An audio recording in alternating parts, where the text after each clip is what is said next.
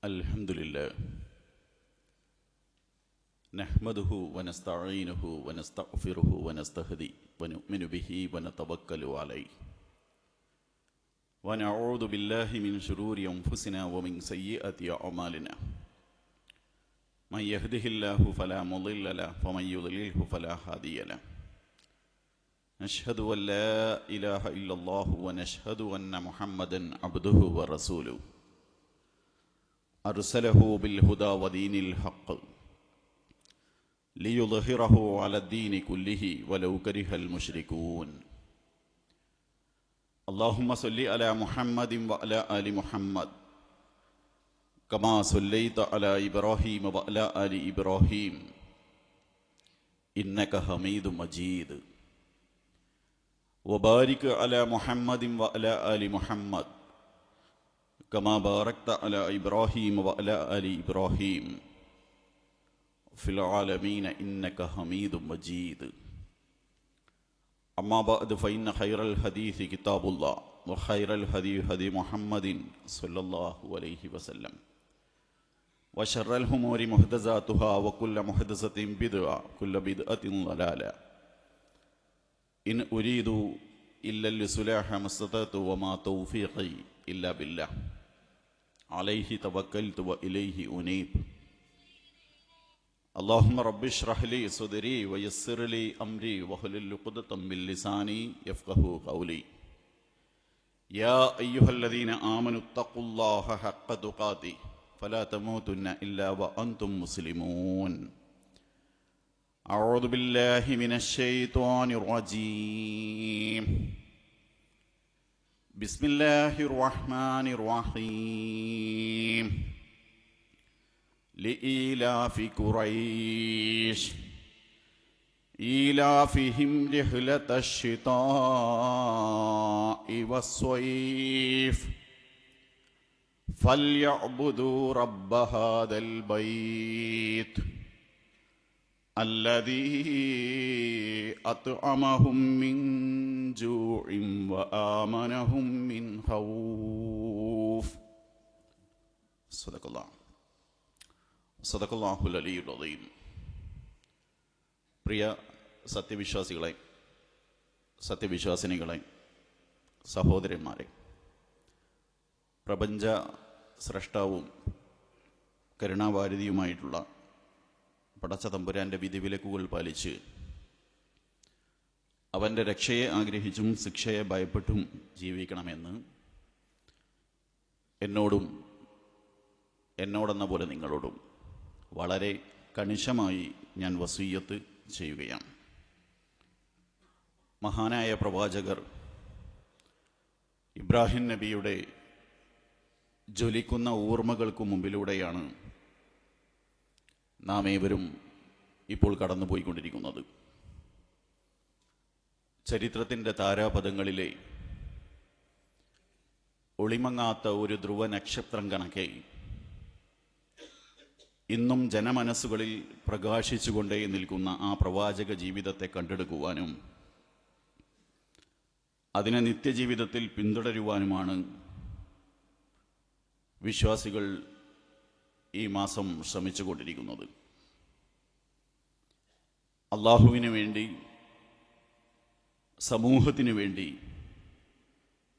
ജീവിതത്തിലെ അമൂല്യമായതെന്തും ചാഞ്ചല്യത്തിൻ്റെ ലാഞ്ചനയില്ലാതെ ത്യജിക്കുവാനുള്ള മനസ്സായിരുന്നു ഇബ്രാഹിം നബി അലൈഹി സ്വലാത്തു വസ്സലാമയുടെ ഒരു സവിശേഷത. നമുക്കറിയാം, ത്യാഗമാണ് മനുഷ്യജീവിതത്തെ എക്കാലവും മഹത്വപ്പെടുത്തിയത്.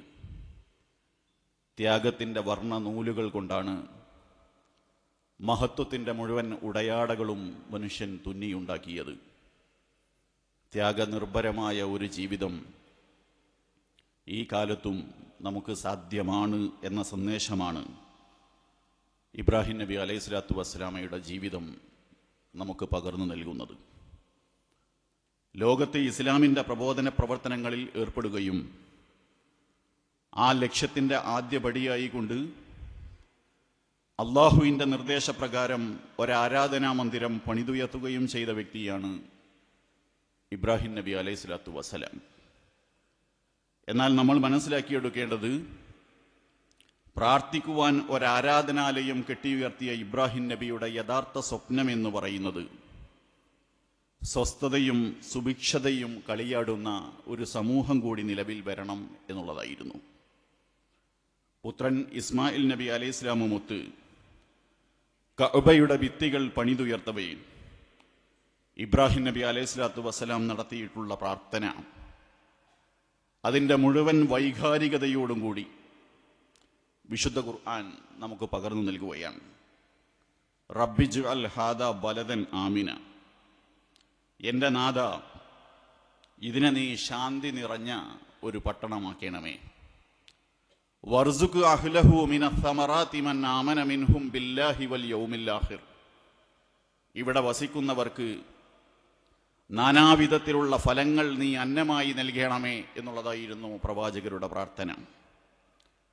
അപ്പോൾ ശാന്തിയും സമാധാനവും നിറഞ്ഞു നിൽക്കുന്ന, സമൃദ്ധിയും സുഭിക്ഷതയും കളിയാടുന്ന ഒരു സാമൂഹികമായിട്ടുള്ള ഒരന്തരീക്ഷത്തിനു വേണ്ടിയായിരുന്നു ഇബ്രാഹിം നബി അലൈഹി സ്വലാത്തു വസ്സലാം ചരിത്രത്തിൽ പണിയെടുത്തിട്ടുണ്ടായിരുന്നത് എന്നാണ് നമ്മൾ മനസ്സിലാക്കിയെടുക്കേണ്ടത്.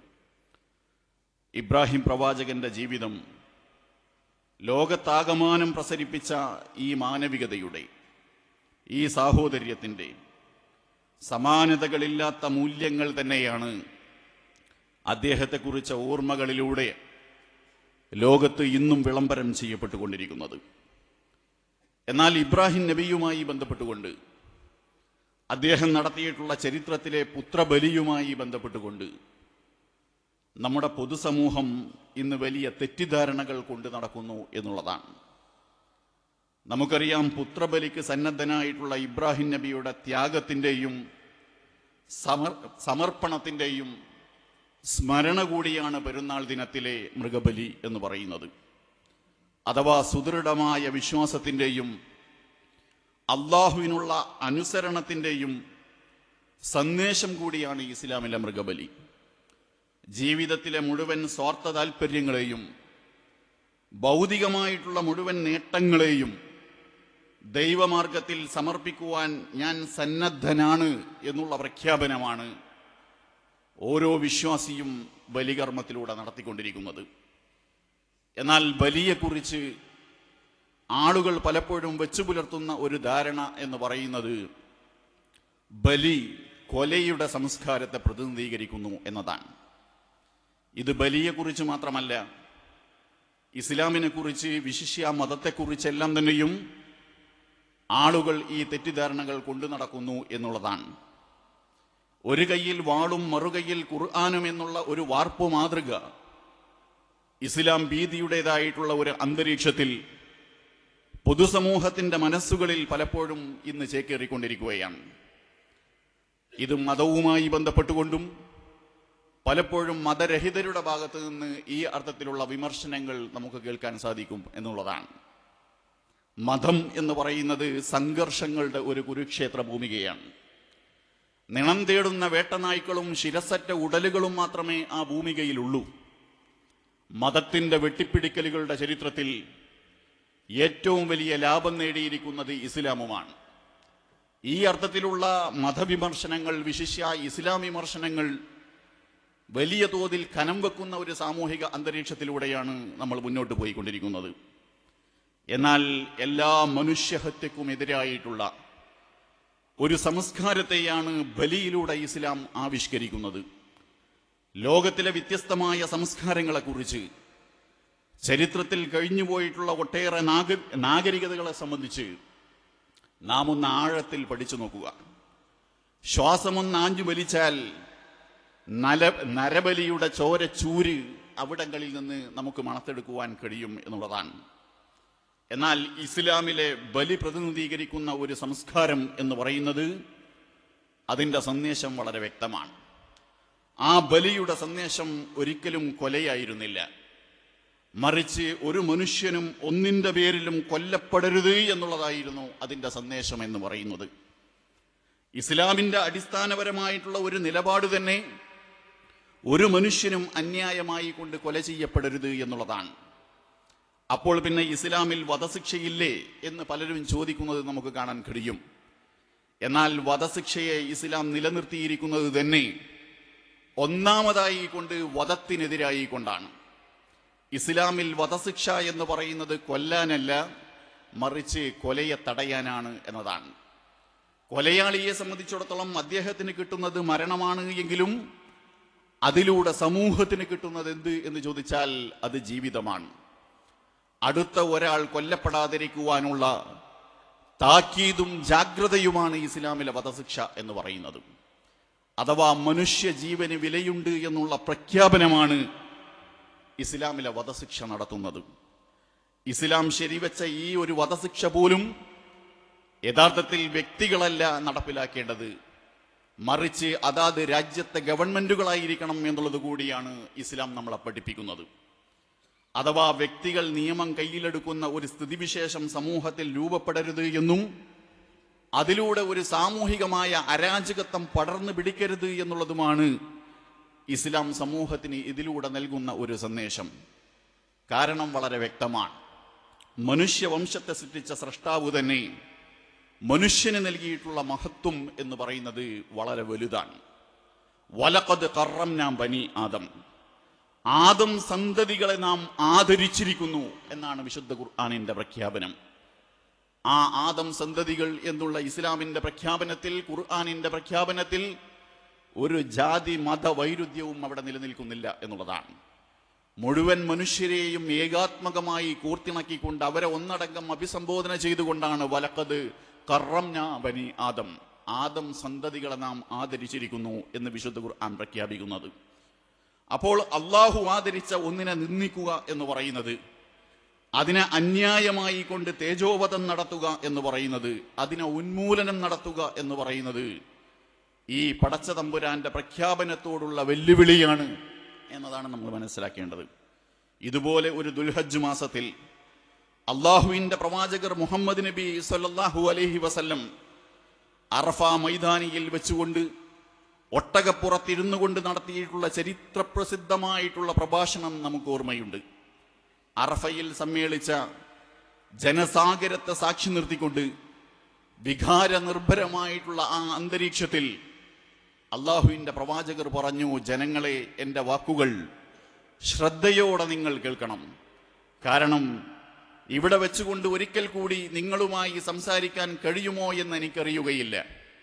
ശേഷം പ്രവാചകർ പറയുന്നുണ്ട്, ഇന്ന ദിമാഅക്കും വ അംവാലുക്കും ഹറാമുൻ അലൈക്കും കഹുറുമതി യൗമിക്കും ഹാദാ ഫീ ഷഹരിക്കും ഹാദാ ഫീ ബലദിക്കും ഹാദാ. ജനങ്ങളെ, നിങ്ങളുടെ രക്തം, നിങ്ങളുടെ ധനം അത് അന്ത്യനാൾ വരെ പവിത്രമാണ്.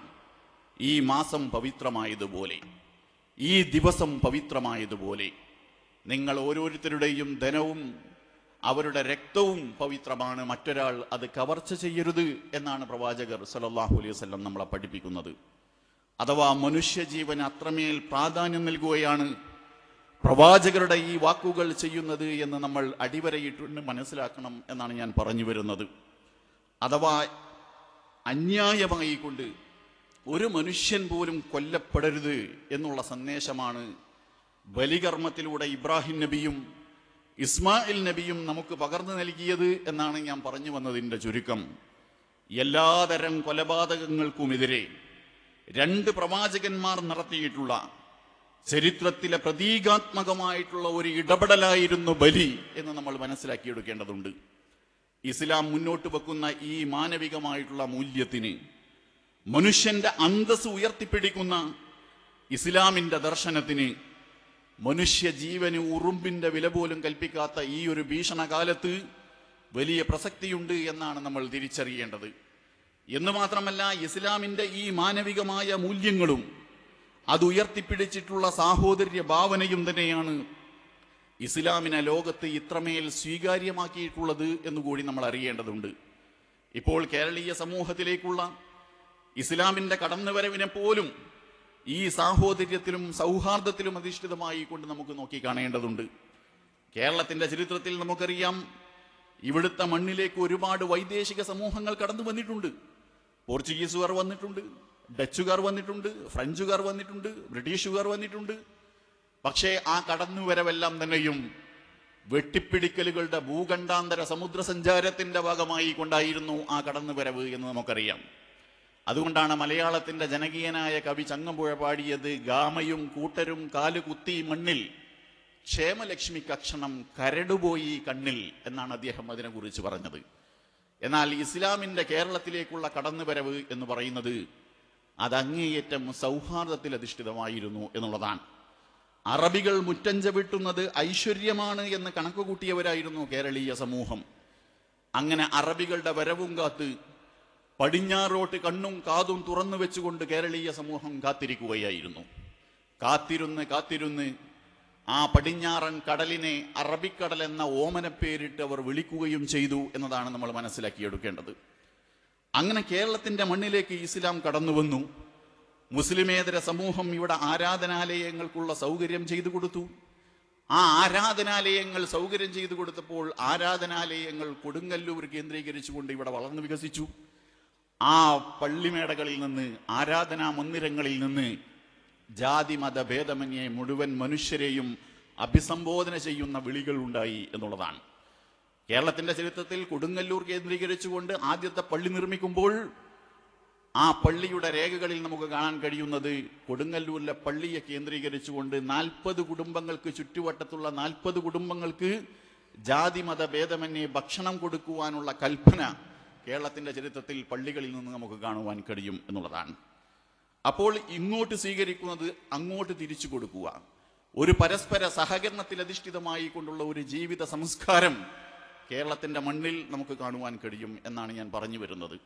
എന്ന് മാത്രമല്ല, കേരളീയ സമൂഹം ശീലിച്ചു പോന്നിരുന്ന ഒരുപാട് അത്യാചാരങ്ങളിലേക്ക്, അത് സൃഷ്ടിച്ചിട്ടുണ്ടായിരുന്ന സാമൂഹികമായ അസമത്വങ്ങളിലേക്ക് ഒരു സാമൂഹിക മാറ്റത്തിന്റെ തിരുനാളവുമായി കൊണ്ടുകൂടിയായിരുന്നു ഇസ്ലാം കടന്നു വന്നത് എന്ന് നമ്മൾ മനസ്സിലാക്കേണ്ടതുണ്ട്. ഇസ്ലാം തിരികൊളുത്തിയിട്ടുള്ള ആ സാമൂഹിക മാറ്റം തന്നെയാണ് പിൽക്കാലത്ത് കേരളത്തിന്റെ നവോത്ഥാന മുന്നേറ്റങ്ങളെപ്പോലും ഒരു കാലത്ത് സാധ്യമാക്കിയത് എന്നുള്ളതുമാണ്.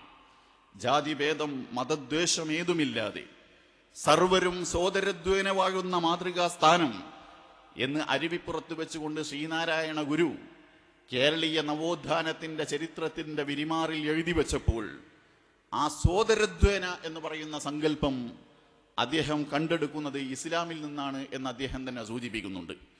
നാരായണ ഗുരുവിന്റെ അരുമ ശിഷ്യനായിരുന്നു സഹോദരൻ അയ്യപ്പൻ എന്ന് പറയുന്നത്. പുലയനയ്യപ്പൻ എന്ന വിളിപ്പേരിന് കൂടി അദ്ദേഹം അർഹനായിരുന്നു. പുലയനയ്യപ്പൻ എന്ന വിളിപ്പേരിനെ ഒരു ബഹുമതിയായി സ്വീകരിച്ച അദ്ദേഹം സഹോദരൻ എന്ന വിളിപ്പേരിനെ ഗാഢമായി ആലിംഗനം ചെയ്തു എന്ന് കേരളത്തിന്റെ നവോത്ഥാന ചരിത്രം നമ്മളെ പഠിപ്പിക്കുകയാണ്. അദ്ദേഹം ആ സാഹോദര്യ സങ്കല്പം കണ്ടെടുക്കുന്നത് ഇസ്ലാമിൽ നിന്നാണ് എന്ന അദ്ദേഹത്തിന്റെ ജീവചരിത്രവും നമ്മളെ പഠിപ്പിക്കുകയാണ്. ജാതി നിർമാർജനം ചെയ്യുവാൻ അദ്ദേഹം ആരംഭിച്ച പത്രത്തിന് അദ്ദേഹം നൽകുന്ന പേര് സഹോദരൻ എന്നുള്ളതാണ്.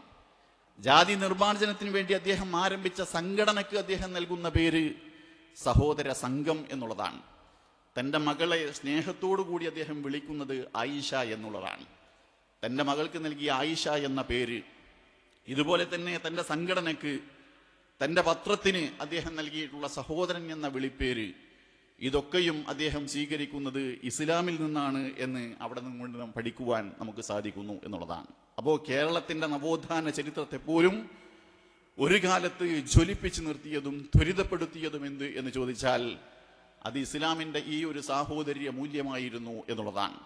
നമ്മൾ പലപ്പോഴും സമത്വത്തെക്കുറിച്ചാണ് സംസാരിച്ചു കൊണ്ടിരിക്കുന്നത്.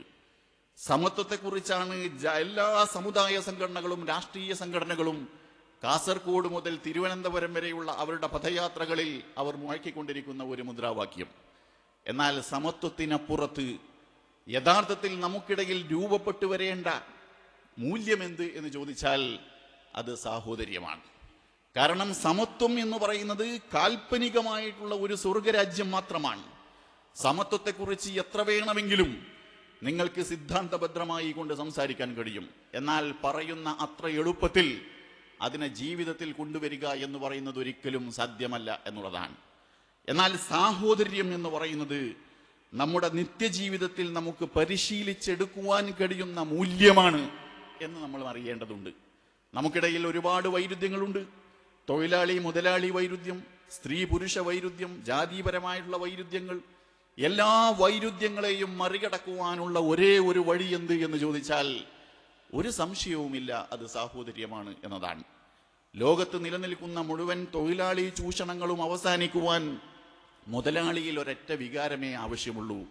ലോകത്തുള്ള മുഴുവൻ തൊഴിലാളിയും എൻ്റെ സഹോദരനാണ് എന്നൊരാത്മബോധത്തിലേക്ക് അവൻ വികസിക്കുക എന്നുള്ളതാണ്. ലോകത്ത് നിലനിൽക്കുന്ന മുഴുവൻ സ്ത്രീ പീഡനങ്ങളും അവസാനിക്കുവാൻ പുരുഷനിൽ ഒരു വികാരം മാത്രമേ ആവശ്യമുള്ളൂ. ലോകത്തുള്ള മുഴുവൻ സ്ത്രീയും എൻ്റെ സഹോദരിയാണ് എന്നൊരാത്മബോധത്തിലേക്ക് അവൻ മാറുക എന്നുള്ളതാണ്. ആ സാഹോദര്യബോധം ഹൃദയത്തിൽ സൂക്ഷിച്ചതുകൊണ്ടാണ് ലോകത്തിൻ്റെ ചരിത്രത്തിൽ, പ്രവാചകരുടെ ചരിത്രത്തിൽ അടിമത്ത സമ്പ്രദായം നിലനിന്നിരുന്ന ഒരു കാലത്ത് നിങ്ങളുടെ കീഴിലുള്ള അടിമയെ നിങ്ങൾ അടിമ എന്ന് വിളിക്കരുത് എന്ന് പറയുകയാണ് പ്രവാചകർ മുഹമ്മദ് നബി സല്ലല്ലാഹു അലൈഹി വസല്ലം. അപ്പോൾ കാരണം അന്വേഷിക്കുന്നുണ്ട് പ്രവാചകന്റെ അനുചരന്മാരോട് പ്രവാചകർ പറയുന്നത് അവൻ നിന്റെ സഹോദരനാണ് എന്നാണ് പ്രവാചകൻ അതിനെക്കുറിച്ച് പഠിപ്പിക്കുന്നത്. അപ്പോൾ നമ്മെ സംബന്ധിച്ചിടത്തോളം നമ്മുടെ ജീവിതത്തിൽ നമുക്ക് പരിശീലിച്ചെടുക്കുവാൻ കഴിയുന്ന ഒരു മൂല്യമാണ് സാഹോദര്യം എന്ന് പറയുന്നത്. അതുകൊണ്ടാണ് മഹാനായ അംബേദ്കർ അദ്ദേഹത്തിൻ്റെ ആത്മകഥയിൽ ഇസ്ലാമിൻ്റെ ഈ സാഹോദര്യ മൂല്യത്തെ ഉയർത്തിക്കാട്ടിക്കൊണ്ട് അദ്ദേഹം സംസാരിക്കുന്നത്. അദ്ദേഹം പറയുന്ന ചരിത്ര സംഭവം പിന്നീട് യങ് ഇന്ത്യയിൽ ഗാന്ധിജി കൂടി ഉദ്ധരിക്കുന്നുണ്ട് എന്ന് നമ്മൾ മനസ്സിലാക്കേണ്ടതുണ്ട്. അതൊരു ചരിത്ര സംഭവം പറഞ്ഞുകൊണ്ടാണ്. അഥവാ ഇന്ത്യയിലെ ജാതിഘടന ഉണ്ടാക്കിയിട്ടുള്ള ഒരു വിവേചന ഭീകരതയെ വിവരിച്ചുകൊണ്ട് അംബേദ്കർ പറയുന്നുണ്ട്, ഇന്ത്യയിലെ ഒരു സ്ത്രീ, ഒരു അധസ്ഥിത വർഗത്തിൽപ്പെട്ട ഒരു സ്ത്രീ, അവരുടെ മകനും മരണപ്പെട്ടതുമായി ബന്ധപ്പെട്ടുകൊണ്ടാണ് അംബേദ്കർ ആ കാര്യം പറയുന്നത്. അഥവാ വലിയൊരു അസുഖം പിടിപെട്ട്, മാരകമായ അസുഖം പിടിപെട്ട് ഈ സ്ത്രീയും മകനും വല്ലാത്ത ഒരു ഗുരുതരമായ അവസ്ഥയിലൂടെ കടന്നു പോവുകയാണ്. അവരുടെ പിതാവ് ഒരുപാട് ഡോക്ടർമാരെ സമീപിക്കുകയാണ്. പക്ഷേ ഒരാളും ചികിത്സ ഏറ്റെടുക്കുന്നില്ല. അവസാനം വലിയ ഒരു മോഹന വാഗ്ദാനം, സംഖ്യ വാഗ്ദാനം ചെയ്തപ്പോൾ ഒരാൾ ഏറ്റെടുത്തു. അയാൾ ഇവരുടെ വീട്ടുമുറ്റത്ത് വന്നു. പക്ഷേ അദ്ദേഹം പറഞ്ഞു വീട്ടിൻ്റെ ഉള്ളിലേക്ക് കയറുകയില്ല, പ്രശ്നം ജാതിയാണ്. അവസാനം അദ്ദേഹം തന്നെ പോംവഴി വെച്ചു. അദ്ദേഹം ചോദിച്ചു, നിങ്ങളുടെ അയൽപ്പക്കത്ത് ആരെങ്കിലും മുസ്ലിങ്ങളായിട്ടുള്ള ആളുണ്ടോ എന്ന് ചോദിച്ചു. അപ്പോൾ മുസ്ലിമായിട്ടുള്ള അയൽവാസി വന്നു.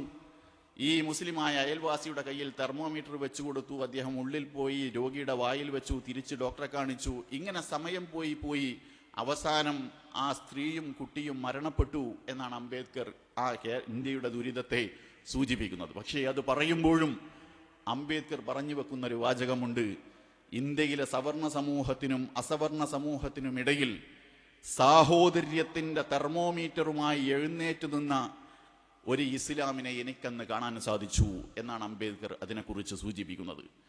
അപ്പോൾ ചരിത്രത്തിലുള്ള, നമ്മുടെ പാരമ്പര്യത്തിലുള്ള ഈ സാഹോദര്യ സങ്കല്പങ്ങളെ ജീവിതത്തിൽ ഏറ്റെടുക്കുവാനും ആ സാഹോദര്യ ഭാവേന ജനങ്ങളോട് സഹവർത്തിക്കുവാനുമുള്ള ഒരു പരിശീലനം നമ്മൾ നേടിയെടുക്കേണ്ടതുണ്ട് എന്നുള്ളതാണ്. ആ അർത്ഥത്തിലുള്ള സാഹോദര്യവും മാനവിക മൂല്യവും മഹാനായ ഇബ്രാഹിം നബി അലൈഹി ഇസ്ലാമയുടെ ജീവിതം നമുക്ക് പകർന്നു നൽകുകയാണ്. അതിനെ ജീവിതത്തിൽ സ്വീകരിച്ചുകൊണ്ട് പുതിയ കാലത്തെ മുന്നിൽ നിന്നുകൊണ്ട് നയിക്കുവാനുള്ള ഒരു ശേഷി നമ്മൾ നേടിയെടുക്കണം. പടച്ച തമ്പുരാൻ അതിന് നമുക്ക് ഏവർക്കും തൗഫീക്ക് നൽകി അനുഗ്രഹിക്കുമാറാവട്ടെ. വീഴ്ചകൾ പടച്ച തമ്പുരാൻ വിട്ടു മാപ്പാക്കി തരുമാറാവട്ടെ. യാ അയ്യുഹല്ലദീന ആമനു തഖുല്ലാഹ വഖൂലു ഖൗലൻ സദീദ യുസ്ലിഹു ലക്കും അഅമാലക്കും വയഗ്ഫിർ ലക്കും ദുനൂബക്കും ഫമൻ യുതിഇല്ലാഹ വറസൂലഹു ഫഖദ് ഫാസ ഫൗസൻ അളീമ.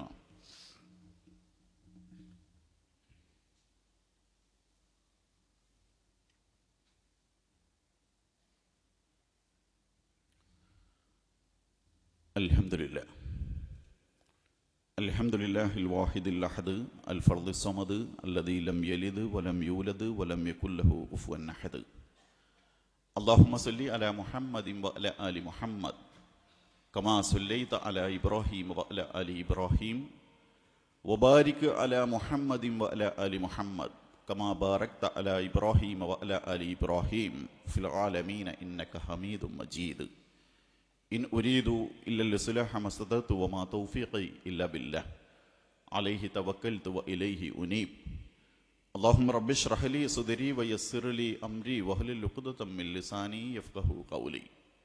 യാ അയ്യുഹല്ലദീന ആമനു തഖുല്ലാഹ ഹഖ്ക തുഖാതി ഫലാ തമൂതുന്ന ഇല്ലാ വഅൻതും മുസ്ലിമൂൻ.